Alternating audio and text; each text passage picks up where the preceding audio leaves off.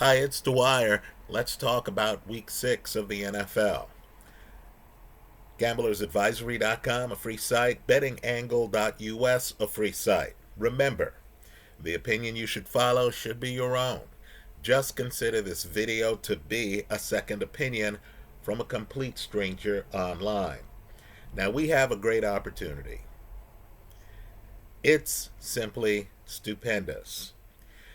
Coming into the season, we looked around and we saw teams that looked like they had legacies going on that were unstoppable, and we just assumed, in the AFC in particular, that the Ravens were going to be in the hunt.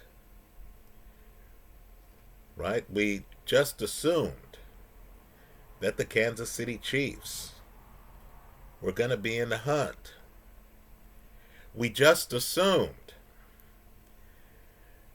that the Buffalo Bills were going to be in the hunt. I made a video here online where I talked about how the Bills had the inside track on the 1 seed in the AFC, in part because of their division. The Bills have one loss. It's at home. Believe it or not, it's against the New England Patriots. Mike Vrabel is on the short list with Kyle Shanahan. He's on the short list of coaching of the year candidates. Right? New England looks very different. And we're only in the second month of the season. So let's talk about some seasons that are going to end next week. Right? You heard me mention the Baltimore Ravens. Folks, Baltimore is so bad off that they're arguably playing the best team in the league. And please consider this video to be one man's opinion, right? My views aren't the consensus views. When I say the best team in the league, I'm not talking about the defending champion Philadelphia Eagles, who I don't even consider to be the best team in the conference, right?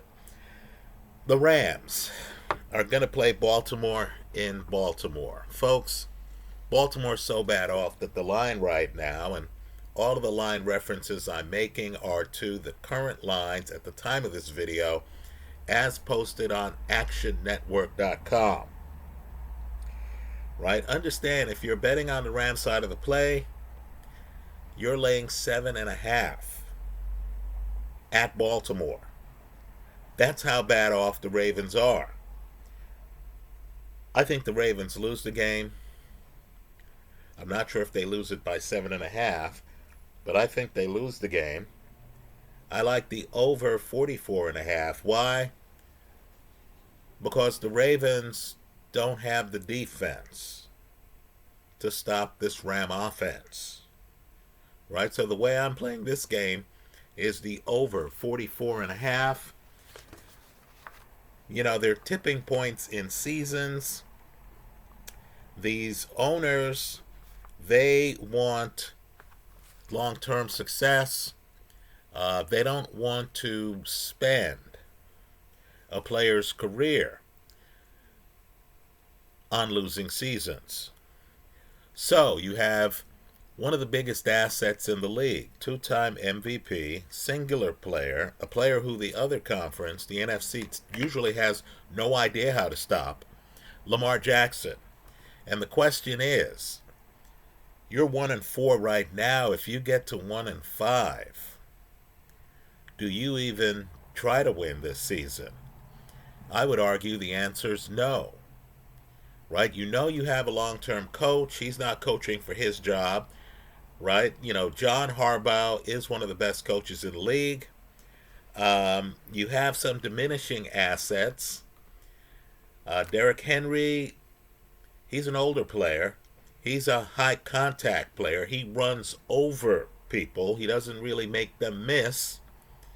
Right? Do I want to spend some of what's left in his career on a season where we have to dig ourselves out of a hole like this? Right? I think the answer is no. I think if the Ravens lose next week, they're going to start looking at the future. right? Folks, the defense is terrible this year. They have a lot of injuries. When you are in a situation like this and you have stars who are legitimately banged up, right? You'll tell the guy privately, not publicly. The league doesn't want to talk about teams that are taking the rest of the season off, but you're going to tell the guy privately, hey man, no need to overdo it on the rehab. We like you. We want you back. Take your time coming back. We understand that this season's over for us. Right now, I'm aware of the fact, and I know Charger fans are chomping at the bit to say, hey, we were 4 games under 500, and we came back and we won the Super Bowl. Folks, they're always outliers. That team, of course, didn't win the Super Bowl, got to the Super Bowl, had spectacular leadership. They were led by a guy named Junior Seau, who was a Ray Lewis type guy, right? A guy who just connoted effort, right? A guy who could walk into the room and while you're there, hanging out, you're thinking, oh man, I got to go lift some weights here, right? Junior Seau's in the room. Let me be diplomatic here. I'm not sure if the Ravens have that level of leadership inside the clubhouse, outside of the coaching staff, right? It takes that kind of, Ronnie Lott type guy, we'll call him, right? The guy who walks in the room and you just couldn't imagine slacking or resting around this dude. He just epitomizes the franchise, right? I don't think the Ravens have that. I think if they lose to the Rams, and folks at home, they're 7.5-point dogs, I think the season's over. Now that's important because, folks, other than the Steelers in that division, there's nobody else left standing, right? Joe Burrow's injury finished the Bengals. The Cleveland Browns, and granted he looked good, but the Cleveland Browns started a rookie at quarterback last week, right? So the Browns, you're starting a rookie quarterback in this league, even with Cleveland's defense.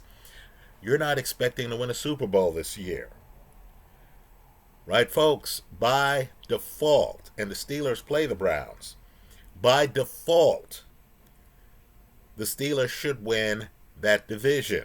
Your future's better, right? You need to start thinking about the playoffs.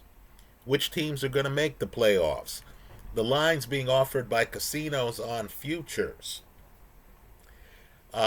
really deal with a lot of casual fans betting on legacy teams, right? They don't deal with folks looking at the situation and thinking to themselves, well, this legacy team's finished, right? This team that was all hyped up, this team that's been a regular season juggernaut, they're not going to do it this year. Who's going to replace them in the playoffs, right? Those are the questions people need to ask. The bet I like on that Ram game, because 7.5 is a bit much to lay against a proud team, is the over 44.5, right? I just don't think Stafford to Puka Nacua can turn it off. I just think Stafford's a guy who fades back. He'll see Devontae Adams break deep. He's going to throw the football.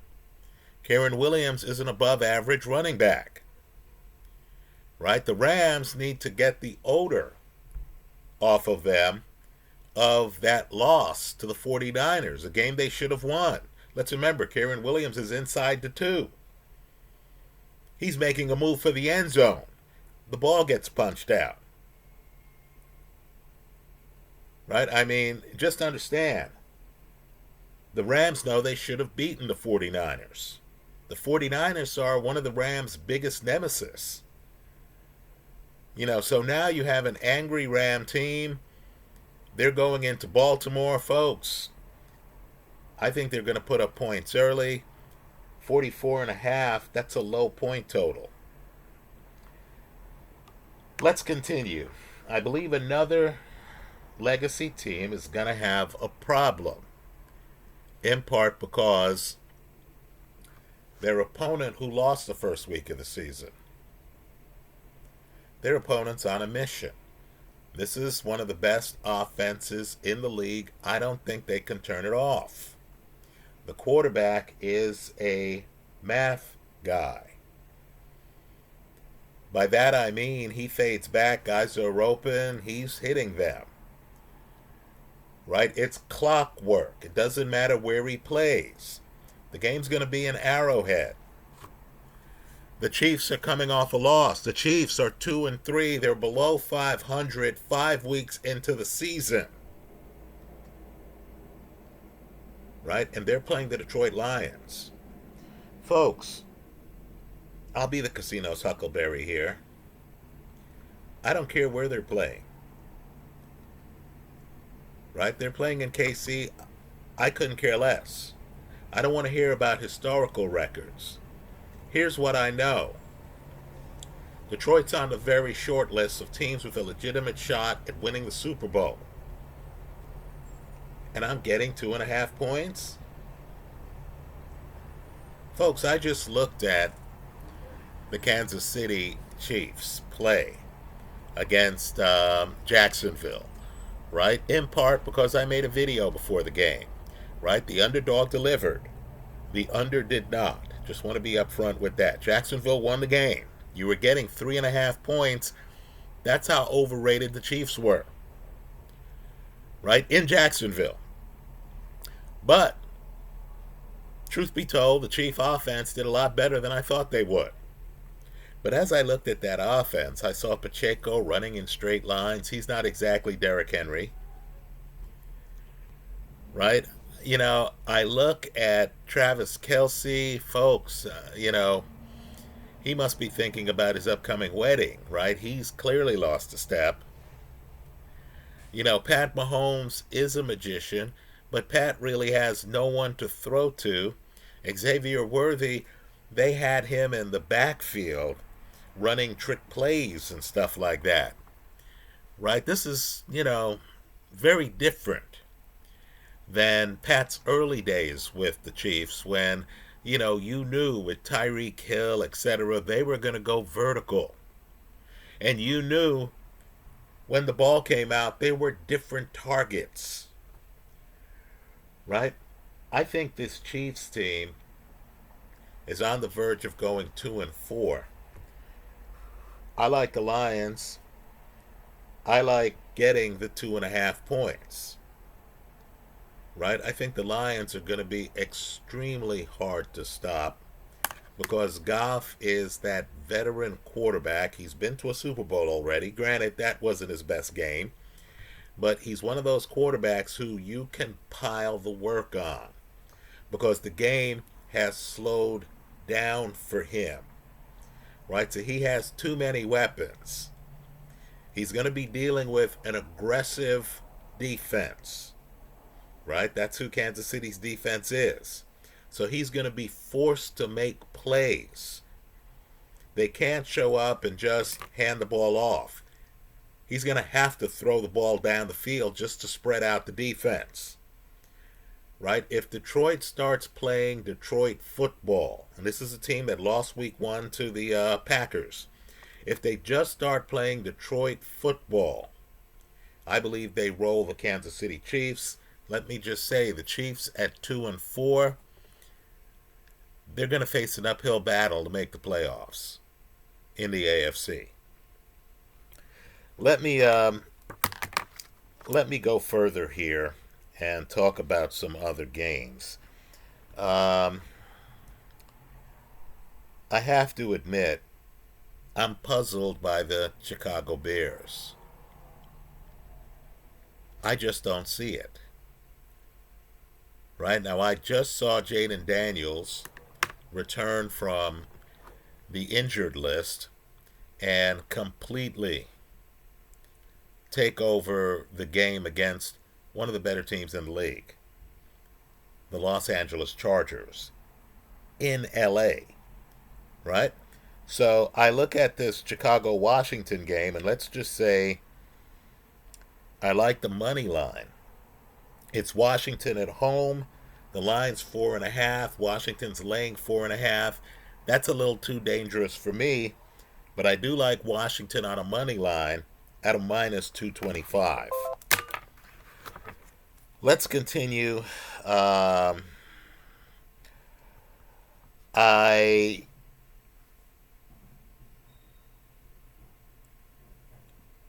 I'm one of those people who believes the biggest game of the week is Seattle at Jacksonville.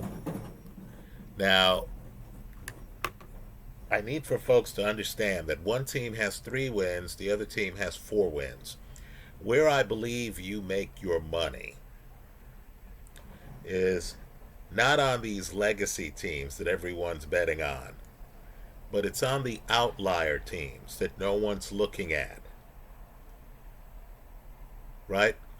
I need for folks to think this one through. Jacksonville has just started a 3-game homestand. Their first game, they beat Kansas City. Now they have this game. Seattle is one of the few teams in the league who are under the radar, just like Jacksonville is, with great talent. Right? Now I'm going to sound like a loon here, and that's okay. I don't mind sounding like a loon. Sam Darnold is one of the biggest mysteries in the National Football League. You might remember Minnesota last year was the talk of the town until we got midway through December. Sam Darnold was putting up Pro Bowl numbers. Right? Darnold has an upside that few have.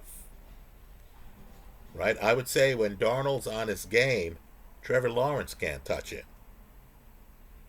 The problem with Darnold, and let's back this up a little bit, they should have beaten the 49ers this season. The problem with Darnold is when we get to the Joe Montana part of the game, right? You know, Montana could have looked pedestrian. But, we need great quarterback play. Right? You know, you might recall Montana against the Bengals, who were about to win a Super Bowl. And then last drive, Montana takes the Niners all the way down the field. That's the drive where in the huddle, guys like Randy Moss are hyperventilating, and Randy Cross are hyperventilating, and Montana looks at the crowd and says, "Hey, look, there's John Candy." Right? The team looks at John Candy, they laugh. Then, of course, Montana completes the drive and wins the Super Bowl. If you believe folklore, Niner folklore, Montana wanted to get out of the drive for a play. Right? Montana himself was a little bit too excited, and Bill Walsh waved him off. Now, that's contested. I've been at parties with hardcore 49er fans, and they don't believe that part of the story. But understand, where a Joe Montana was at his best, where a Tom Brady was at his best, Sam Darnold falls apart.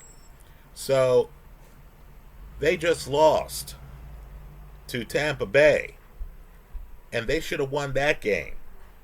This Seattle team is better than you think. They have 3 wins as it is.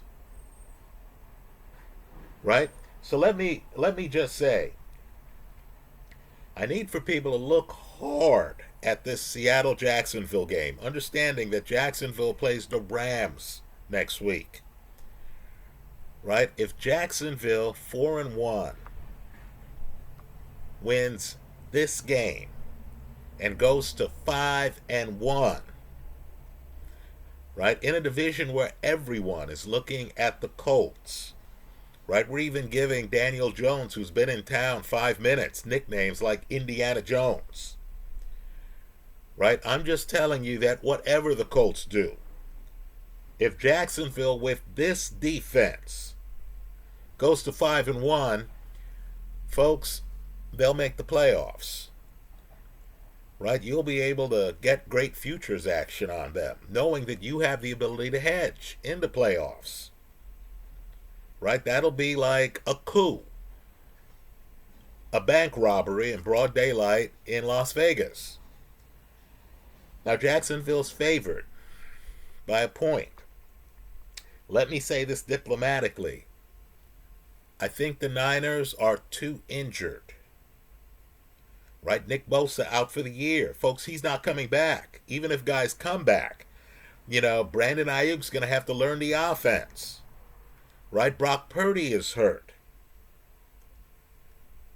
You saw Deebo Samuels look great on Sunday. Oh, wait a moment. Deebo, of course, looked great for the Commanders. He's no longer on the Niners. Right? And so just understand, I believe San Fran is ultimately going to fade. Right? The Rams will be there. Somebody is coming out of the Lions division as a wild card. Either the Lions or Green Bay. Right? Not Minnesota. So let me just say, if Seattle wins this game, I think Seattle's a wild card. Right? Seattle is a gambler's paradise because of their high level of talent versus public perception. So this is a huge game. Whoever wins this game is going to be a bit in the catbird seat, especially since teams with talent like Arizona are giving away games like the game Arizona just gave away. Right? And so, folks, this is the most important game of the weekend. Just understand, if Jacksonville wins the game, they can then afford to lose the Ram game. They should be competitive either way in the Ram game because that'll be their third consecutive home game. And, of course, the Rams are on the road this week at Baltimore. Then they're going to be on the road next week at Jacksonville. If you believe in situations, right? If Jacksonville goes into that Ram game already in the catbird seat, 4 games above 500, with the comfort level of knowing whatever happens in that Ram game, they're going to leave that Ram game at least 3 games above 500. Then you're talking about futures gold, right? Because a lot of people, especially if KC goes 2-3, a lot of people are going to be distracted. They're going to be distracted by Baltimore. They're going to be distracted by KC. They're going to be distracted by a Buffalo team whose defense is not elite. Right? Whereas you're going to be sitting there with a team that has the record, has the inside track to make the playoffs. Understand, too, we can criticize Trevor Lawrence all we want. He wasn't great on that last drive. I'll concede that. Right? But, folks, recognize that life's unfair. Trevor Lawrence turned, 26 yesterday? While Trevor Lawrence hasn't figured out the NFL, while Trevor Lawrence makes some errant throws, can we at least acknowledge that the guy, number one, he's not the centerpiece of the team. Right? The team's relying on its defense a lot more than its quarterback. Right? This is not the Rams, where if Stafford gets hurt, oh man, people on the Rams side of the ledger are going to be in pain, even though he has one of the best backups in the league, a guy who led his team to a Super Bowl appearance in Jimmy Garoppolo. But that's not the situation in Jacksonville. Understand, the defense as a unit is carrying this team. Number 2, Lawrence at 26 is one of the best athletes at the position. You saw that on that last touchdown. The guy falls down. He gets back up. He's on instinct at that point. There are guys all around him. He just starts running. Makes it into the end zone. Right? This is also a guy who has a strong arm. In other words, he has the physical attributes. The hard part of the NFL at quarterback is the mental side, right? All of these young guys have arms and stuff like that. It's the mental side. It takes a while to figure things out. Josh Allen had a rough go of it early in his career, right? It takes a time to figure out where to throw the ball and the accuracy needed to get it there, right? I'm not expecting Trevor Lawrence to make the Pro Bowl this year. My point to you is Jacksonville has built a team around Trevor Lawrence. And that team has one of the league's elite defenses. Right? So those are my thoughts. There were some other games that I wanted to talk about. Of course, my finger hit the screen here and the screen changed, and it'll probably take me a few minutes to get to the page with my picks. So just know I like Detroit getting 2.5.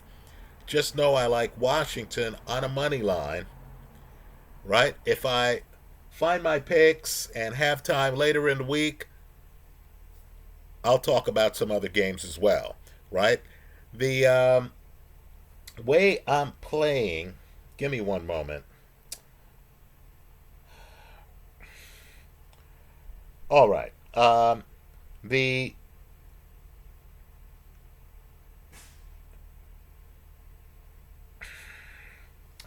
Well, let me just close with this. Another game I like, and I like this game on a money line, and let me say, Dylan Gabriel is a revelation.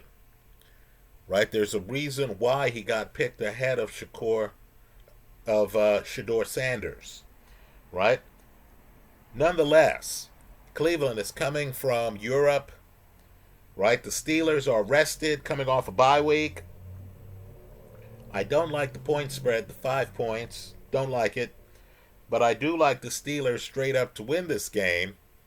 Why? Because the Steelers realize they're in the playoffs and might host a playoff game if they play their cards right. Because a lot of the conference is collapsing around them. Let me also say, too, so I like Steelers on a money line there. You're going to have to pay for it. That's a minus 241. Right?